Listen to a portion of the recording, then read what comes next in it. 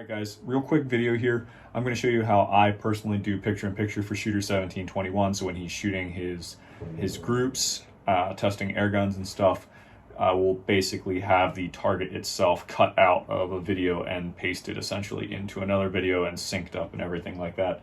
So I'll just kind of show you how I go about that process. First thing we do, obviously, is select this video here. We've dropped it into the timeline, and this is just leading up to him shooting the group. So we're just going to do a fade. I applied a fade right here to the top clip, and this top clip is the target view. So we've got the GoPro centered on this target down here, looking directly at it, and that's all fine and good. You can see I've synced it up already to where the shots both match. So when he fires the shot, and you hear the audible sound of it hitting the target, everything's synced up. It looks and sounds good. So we'll watch this real quick. So you can hear in the clip A that's on the main timeline, you can hear the shot, and then you can hear the report of the target being hit in the first clip down there, which I've muted the top clip because we do not want the audio from that, because it just gets really weird when you have that audio playing, but that's neither here nor there. See, I can adjust it, and you can then see the shot.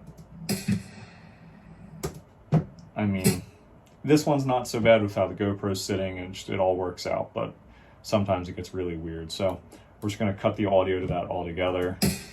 I'm happy with the way that turned out. Now, we wanna be able to see our shooter. We don't want just a picture of the target there. So what we're going to do is go over here to our effects. We're going to click on mask, or you can type mask in the search bar down here and it's going to show up. You've got multiple options. We're just going to go with the draw mask. It's one of my favorites. It's probably one of the easiest to accomplish what I'm trying to do. So we're just going to click it, and we're going to drag it down here onto the target scene. So then we're going to go to our view, and we're going to go 2000%. So what that's going to do is give us the ability to zoom in to where I can see what the heck I'm doing. And we're going to go right here on the target, and we're going to hit our corners with this draw mask tool. So we drew mask right there. Now, the nice thing is I can use the controls over here on the right hand side and actually feather this in to make it look, with it still zoomed in. That's what we'll do. We'll kind of feather it in so it looks half decent, which I'm sure some people can't even really tell, but I like that right there. And I mean, to some people, they'll never even notice. It doesn't even matter. Me, I've got like OCD, and yeah, it needs to be a certain way or I'm not happy. So we're gonna drag it in the right-hand corner. Now, when I'm shooting these shots, when I'm shooting these scenes here, one thing I try to always do is leave a spot in the scene itself. So for instance, the right-hand corner, it's really bare up there. There's not a lot of space, or there's nothing going on up in the right-hand corner, but that's because when I'm filming the scene, I know that in post-production, I'm gonna be adding this target up here. So now I can blow the target up, and I'm not blocking anything, because I see so many guys will like take up the entire scene right here, and like, you can't see anything, and it's like, what the hell? You know, we don't want that. We want it to be, we'll come over here to our scale tool. We're gonna scale it down to where it fits perfectly. You know, the viewer can see it nicely, kind of see what's going on. It sits right up in there. Now, I mentioned the fade in at the beginning. So if we go here and we look at our transitions, you can just grab, it's actually the cross dissolve is like the easiest and one of my favorites. I just grab that, throw it over top, because the B-roll footage or like your picture-in-picture is going to look really clean if you do this. Watch. To it. And I think we have the right feet per second, so we'll chronograph it for you, but let's shut up and shoot a 5-shot group. All right, let's see.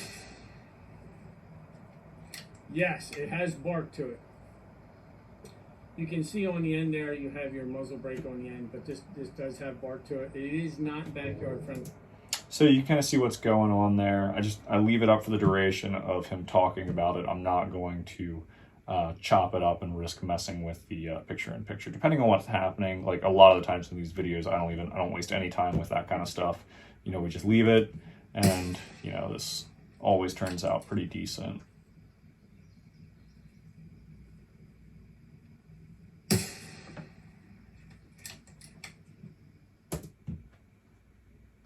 But there it is in a nutshell. That's how we do picture-in-picture. This is what it looks like when you don't do picture-in-picture and you just leave this stuff over the timeline. It's going to look something like this. So then obviously you would have a cutaway scene, which this is a cutaway here where you have a clip over top of your main storyline. So that would be for like B-roll footage or something like that. You apply it to where the personality is talking about a specific topic. You try to show it as best you can. Yeah, so there is your picture-in-picture how-to basic. This is